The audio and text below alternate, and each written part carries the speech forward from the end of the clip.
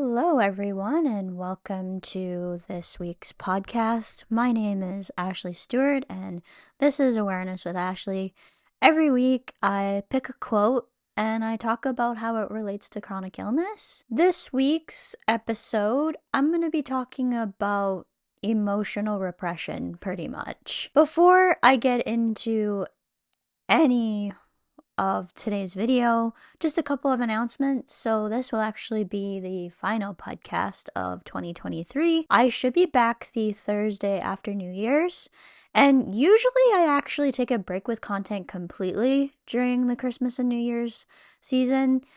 I haven't quite decided whether I'm gonna do that again because I just got back from a decent break already from being on retreat. So I haven't decided whether I'm actually going to do that this year. If I do, it'll be pretty much only short videos anyways because I don't plan on doing any podcast episodes during that time. The other thing that you guys might notice is that there's a few extra videos being released, and that is because there are some times where longer clips don't fit into the minute requirement for YouTube Shorts. So in that case, I'm actually putting it out as a clip that's still technically from the podcast, so I'm still only considering it a short video. There's still gonna be like short videos. They'll probably be like under 3 minutes, but it'll like highlight an important thing that I can't edit down into less than a minute for these shorts. So that's what those are.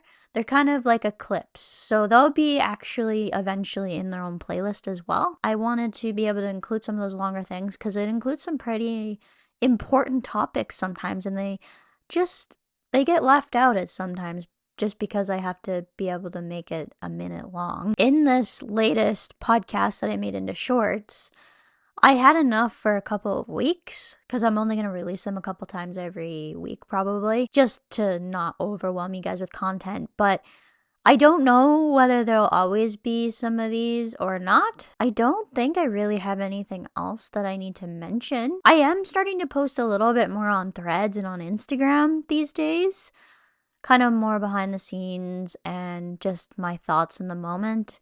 And I say on Instagram as well because I often share the threads that I post to my Instagram story.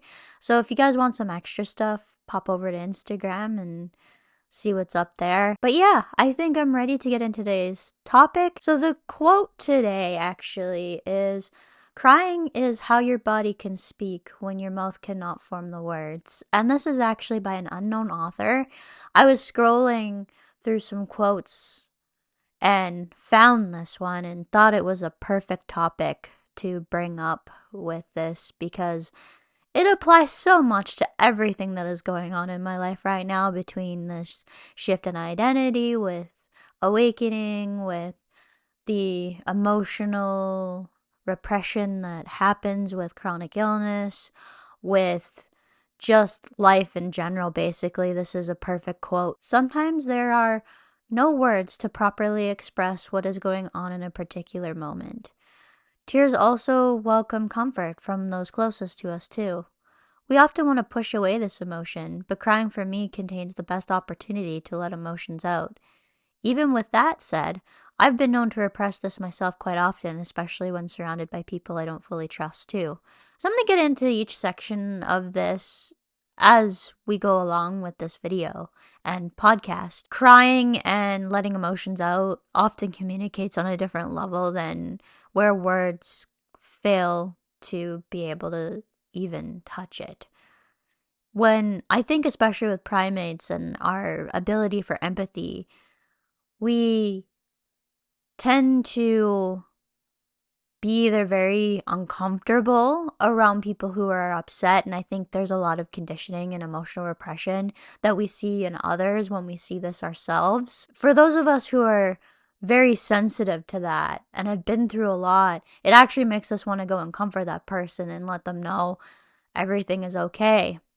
And what's interesting actually is that this crying, and something you learn from retreat especially, is that you don't always have to go up to someone and comfort them. Like, what's behind that reason for wanting to go and comfort them? Sometimes it's just fine to let somebody experience uncomfortable emotions and not have to feel like you need to find a way to get them to feel better. That's kind of what I want to focus on when it comes to today. I want to talk about also the reasons why this comes up, because people honestly don't really notice, or I don't think people really understand exactly everything about why this becomes such a huge part of life with chronic illness. And so I'm hoping that this can shed some light on that. Crying comes in all forms when on the journey with chronic illness.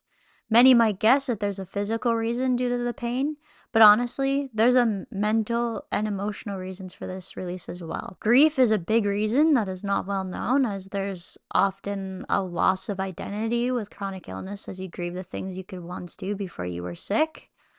I have whole videos on this topic, so do take the time to actually check those out. Even if someone else who's been diagnosed with a chronic illness seems to have gone through a lot more of this loss, the loss is loss, and it all hurts quite a bit. So an example I want to give for this actually is, let's say you're comparing someone who's an athlete to somebody who's not. So let's say someone was training for the Olympics or something, and they ended up getting a pretty serious illness while doing that. People would probably relate to that, as that's a huge loss and change of identity, to go from being extremely athletic, being able to do so much physically, and having this whole set out future about being at the next Olympics. But what people don't understand is that, yes, that's a huge loss, but that's not a reason why somebody who has basically just had their whole future of what they wanted to do, let's say that they were planning on being some type of technician or something, or they were very, very satisfied in a job that they had, and all of a sudden they got sick to the point where they couldn't work anymore. That whole situation of your identity completely gets flipped on its head.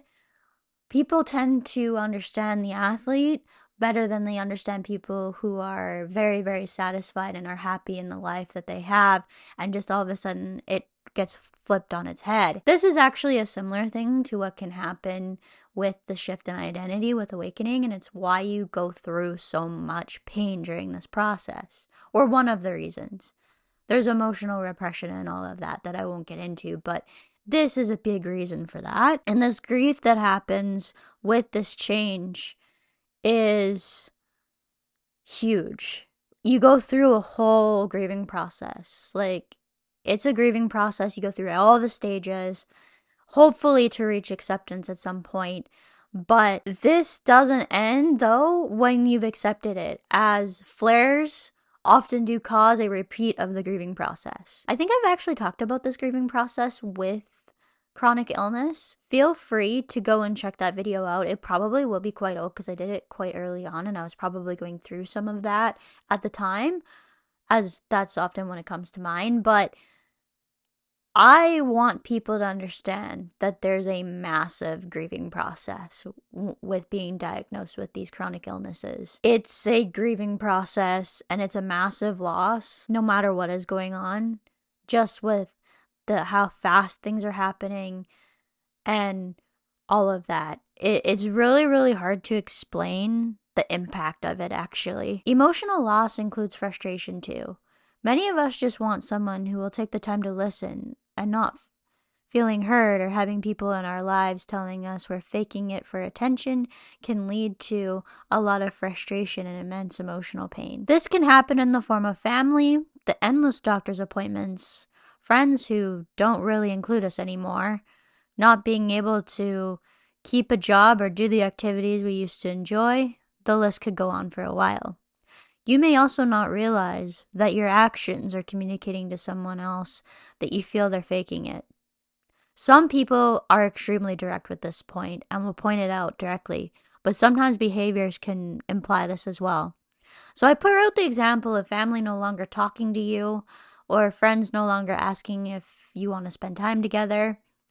This is often where the isolation with chronic illness starts as well, which I have talked about quite a bit, because the whole idea is to raise awareness so that this stops happening. I don't know if it'll ever stop happening, but this isolation, if we can kind of narrow this window between people who have a chronic illness and not, if we can both reach an understanding, it makes every relationship better.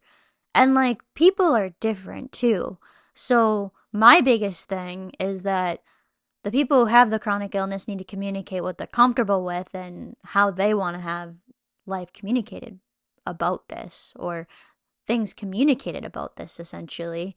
And then people who know someone with a chronic illness have to kind of find a way, if they're not being open, to feel into what they're comfortable with. And that can be harder if you're trying to really basically be compassionate with someone and they're kind of closed off. But we also got to realize that because there is a grieving process with this whole thing, that different people grieve very differently.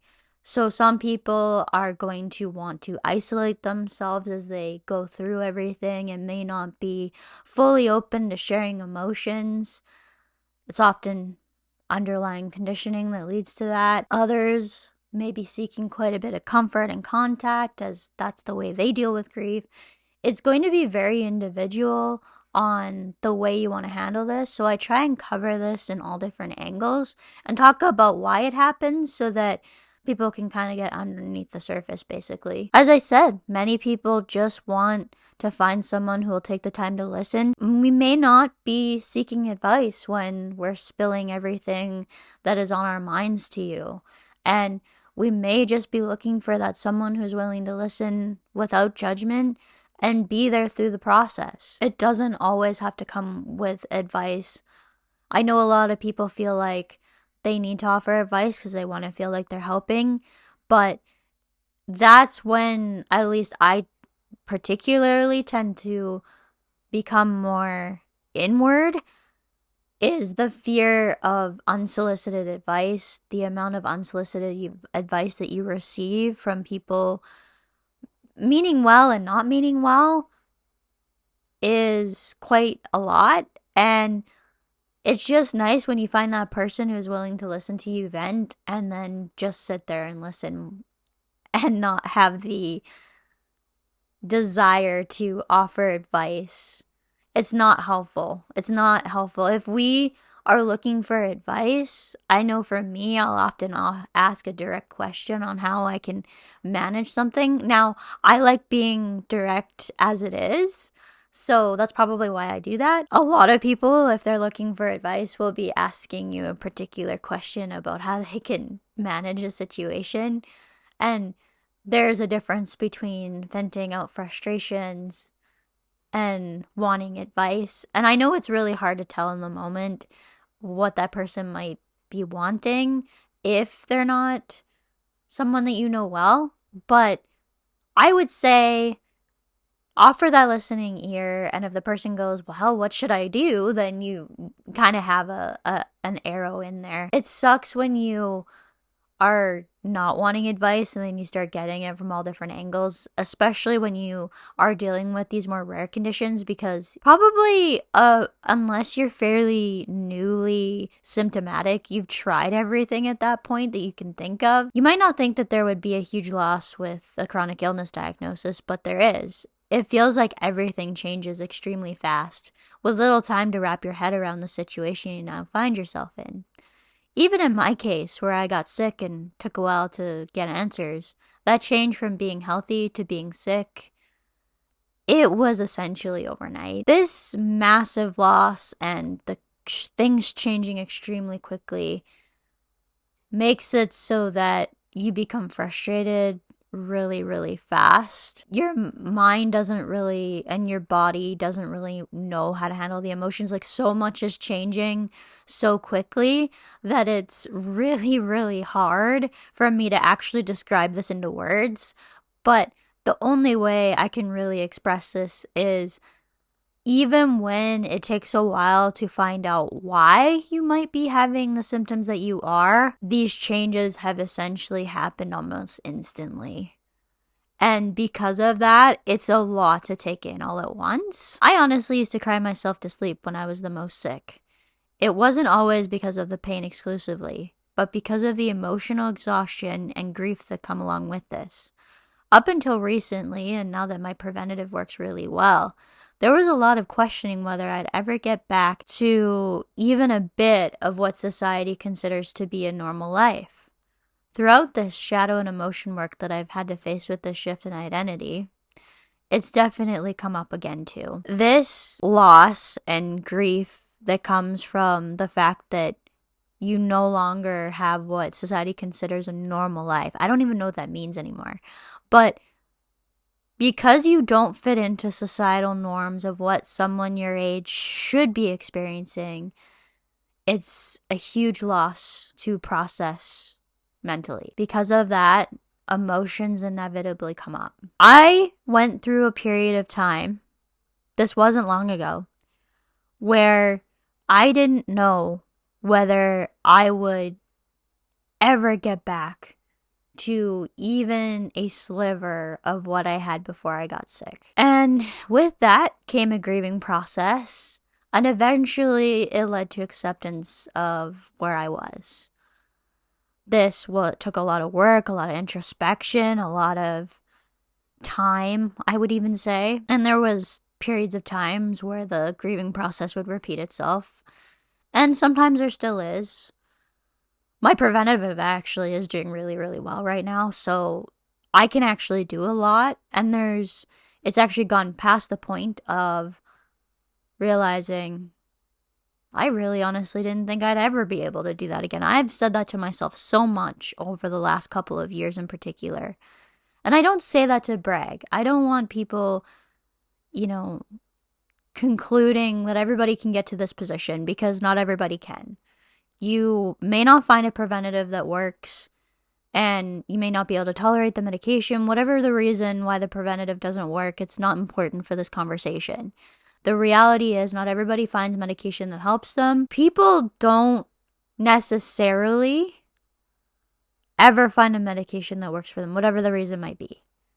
And so they may not have the opportunity to be in this position. And so I want to make it very clear that I am extremely, extremely fortunate, and I would even say lucky at this point, to be in this position.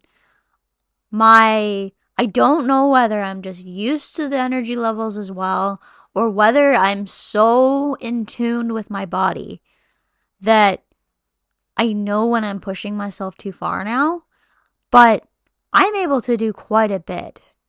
And it's surprising to me as well, but it's great. That's exactly what I wanted with having a preventative, and it's worth every second of the amount of work it takes to earn it. Some people, they never find a combination of medications that work, so they're stuck in the chronic illness cycle or a chronic migraine cycle. They never go into remission with IIH, or they do and then they come out of remission and then they're stuck in the same thing. Nothing is guaranteed. So like with me right now, I'm taking every opportunity to enjoy what I'm able to, because there is always that voice in the back of my head, even still to this day, that says this is not guaranteed.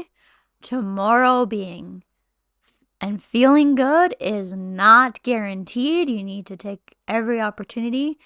And then when I do feel tired or not feeling as good, example today, I'm exhausted. I did a workout yesterday after actually doing a 6-hour shift at work.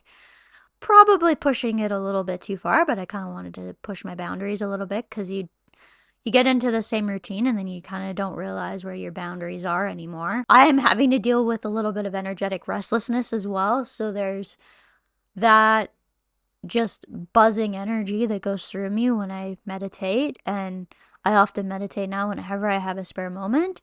So to deal with that and manage that, I've been trying to exercise to try and wear myself out, essentially. It worked last night, it worked a little bit too well. And this morning, I woke up and I was like, oh boy, I don't feel well.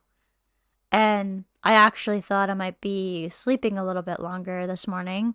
But then I got up, I did my meditation, and I actually felt pretty good. I'm fortunate for that. I am still a little achy and sore, of course, but it's a sign from my body now that it's time to slow down. That just comes with years of practice, basically. And forever you're stuck in that cycle of the cycle that I share so often on here about the overdoing it, having a good day, and then you overdo it and you're stuck again in the same spot. That cycle doesn't happen quite as much to me as what it used to. And a lot of it is that I know when I'm starting to feel tired, I know when it's time to break. You get to know what your limitations are over time, so don't rush this. I don't think it's right to tell people that if you're really, really stuck, that you're not trying hard enough. That being said, you do get to a point with this where it is start to become a time where you do need to kind of see where your limitations are. It requires pushing and sometimes accidentally overdoing it. That's kind of the only way you improve.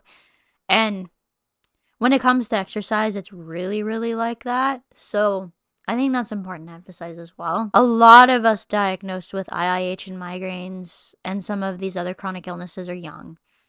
Imagine having your dreams of what you thought your adult life might look like immediately gone in an instant. Many of us are still trying to figure things out at these ages and may not know ourselves very well at all too. Basically, the loss with this of the dreams you thought you might have when you were younger. We've all been there, you know.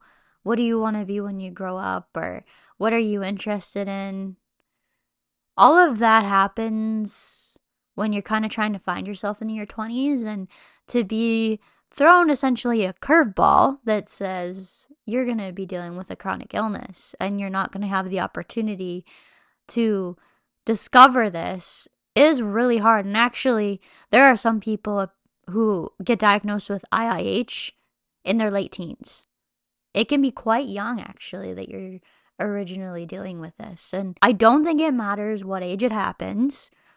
It's hard no matter what, but I think being diagnosed with a chronic illness when you're supposed to be in your prime according to society is particularly devastating. I don't know why this is, but although I'm female and actually quite comfortable with expressing emotions, crying is one that I tend to repress quite a bit around people I don't fully trust 100%. Some of this is conditioning, as I'm not always in an appropriate environment to express my emotions, at least not by consensus reality norms. Personally, I wish crying was treated differently in our society in North America. It's something that we are taught and is wrong in particular situations, and yet people are often inspired when someone shows such vulnerability. Crying is also extremely therapeutic, and the need to comfort others is strong.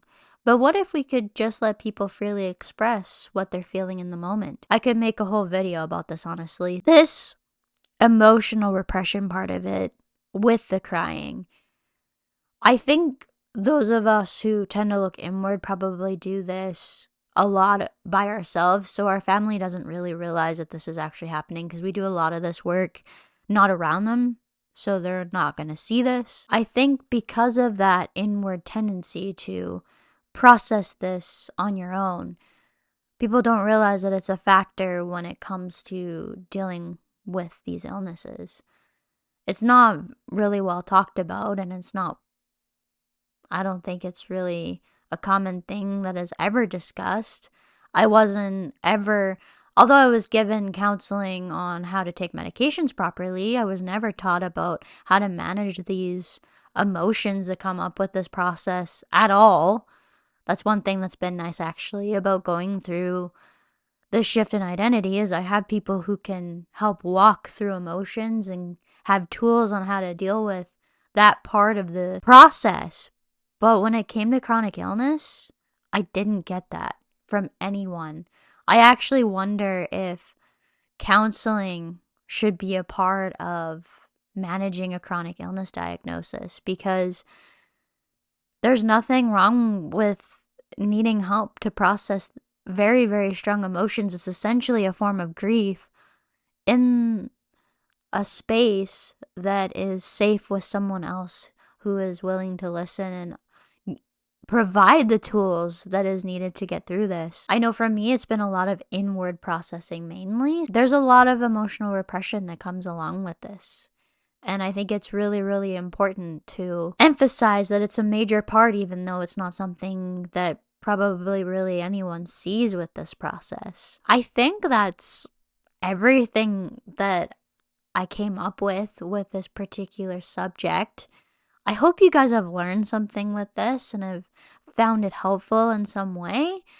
If you have, please do subscribe and hit the notification bell so that you never miss any of my upcoming podcasts or videos. As you guys know, I'm across all social media, so I'm on TikTok and Threads and Instagram at Awareness with Ashley. You can also find me on Facebook at Ashley Stewart. For those of you who are listening to the podcast, you can find me on YouTube at Ashley Stewart. If you are listening on the podcast, please subscribe and leave a review, as it does help boost our podcast up and allow more people to hear and be made aware of what we're talking about with IIH and migraines. Thanks for joining me, and see you guys in 2024. Love you and stay safe this holiday season. I hope you all have a great time with family and friends.